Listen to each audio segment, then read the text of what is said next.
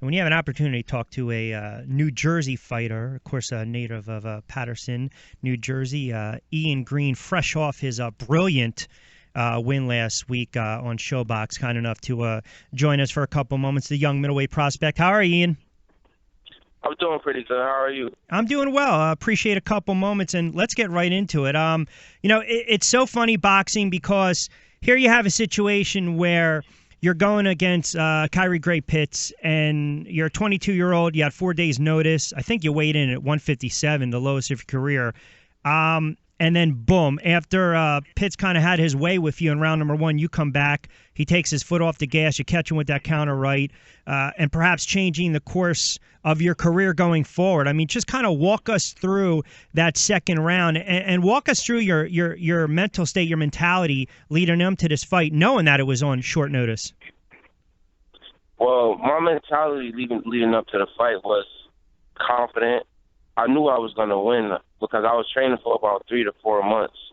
I didn't have a date, but I just always stayed in the gym and stayed ready because I knew a call was going to come. Right. So when they called me telling me I was going to fight in a week, I was already ready. I was already close to the weight, and I was just ready to go. When I went back and I watched the fight now several times, and I just watched how you set everything up, and it seemed as though your corner pretty much told you to settle down going into that second round, and it was almost as though you kind of bait him with that left a little bit. You catch him with that right. When he gets knocked down, you know he's on unsteady ground. I mean, did you have a feeling they were going to stop the fight? And if that wasn't the case, did you also have a feeling, hey, man, I got him hurt. I can go in here and go for the kill. I can finish him off? Yeah, absolutely. When I went to the neutral corner, I honestly thought the fight was going to be over. I felt like he was down for longer than 10 seconds. But once I saw that they gave him extra time, I knew I had to get him out of there, or things probably wouldn't have went my way if it went to the scorecards. So once he got up from the count, I knew to go for the kill.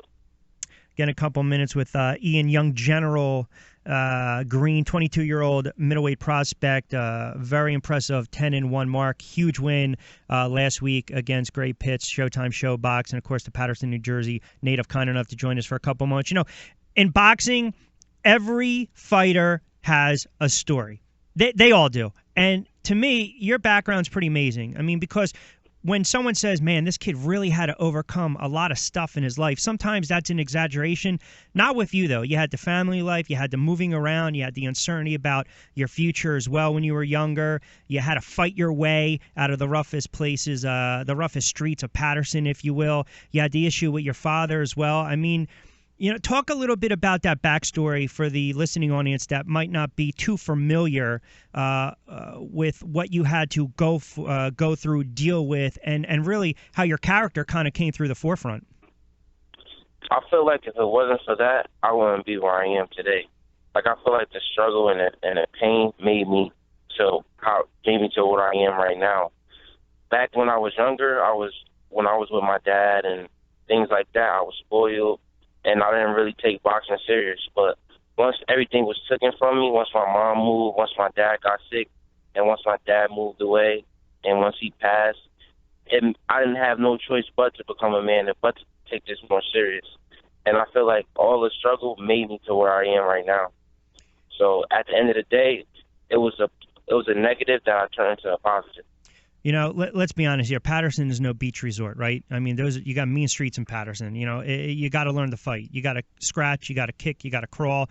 You got to find a way to just survive. And I get the sense, you know, you carry yourself with a quiet confidence and just a soft-spoken, humble young man. But I also get the sense you have that chip on your shoulder as well, where we all know all great fighters, they always carry a little bit of self-doubt. Because if they didn't have a little self-doubt, they don't really have anything to push them. So they all fight for different reasons. But it does seem that your father and his passing, and I don't want to say that catalyst, but it just seems like that is your driving force day to day inside and outside the ring. Is that accurate or no?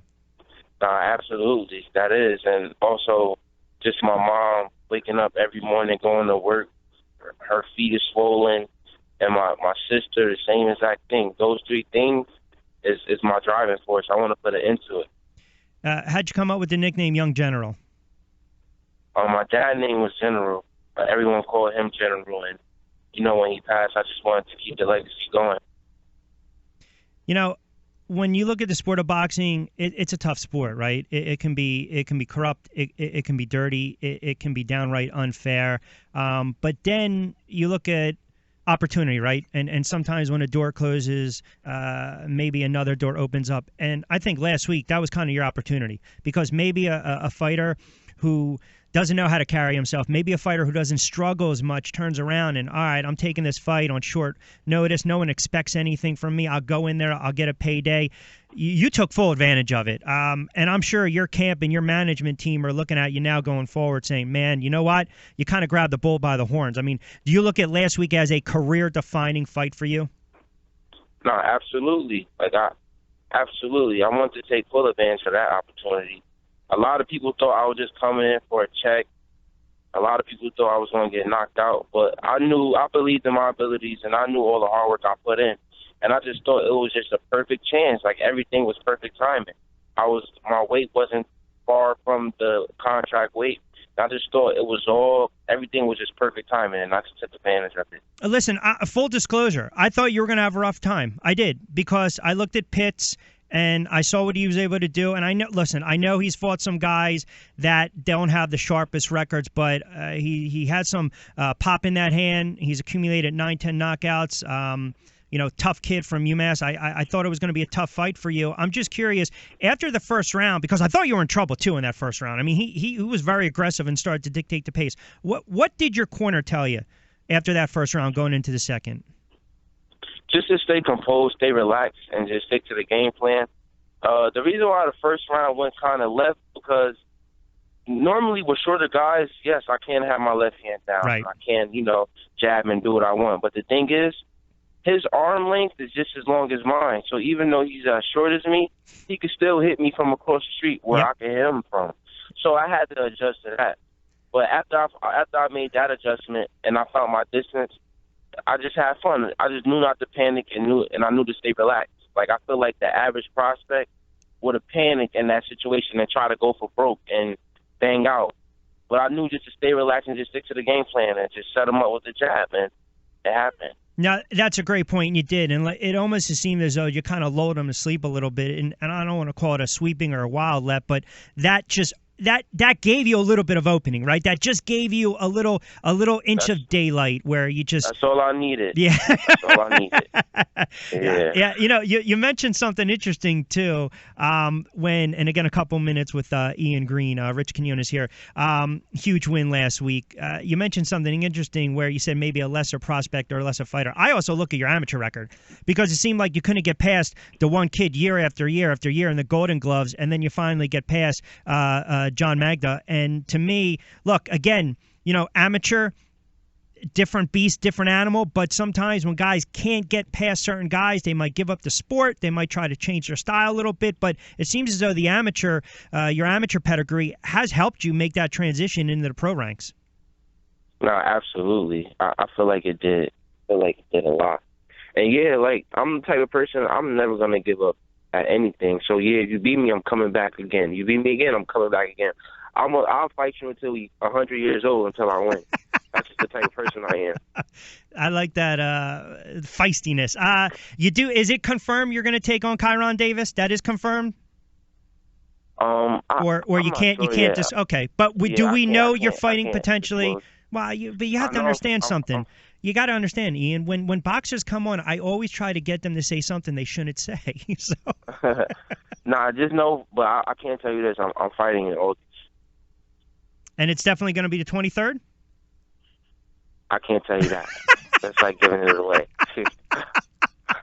Listen, two more before I let you get out of here. How about fighting at a Patterson? And, Patterson doesn't have a ton of great champs. I mean, obviously, Kendall Holt, former junior welterweight world champ, three-time New Jersey Golden Glove champ. I'll throw a name out that's before my time and your time, was Phil Berman. If you ever get a chance, look him up, because I think on record scored one of the fastest knockouts ever at Madison Square Garden back in the day. But what are you representing when you fighting out of Patterson?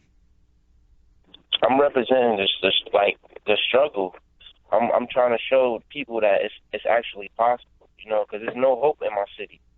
Some people just want to live life every day and do the same thing. But I'm trying to show everyone that Patterson isn't the only city you could live in. You could go all around the world, and you could grab life by the horn. And how about having it's possible.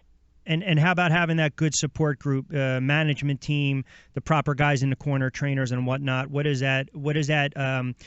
There's always that trust factor, right? Especially with young fighters. Sometimes young fighters take an L and they get dropped, and all of a sudden they're not worth anything, and then everyone kind of scatters. But how about that comfortability that you have with your management team and your corner? It's amazing because I know they believe in me 150%. Even after my first loss, they believed in me. They knew what went wrong, and they knew that I was able to fix it.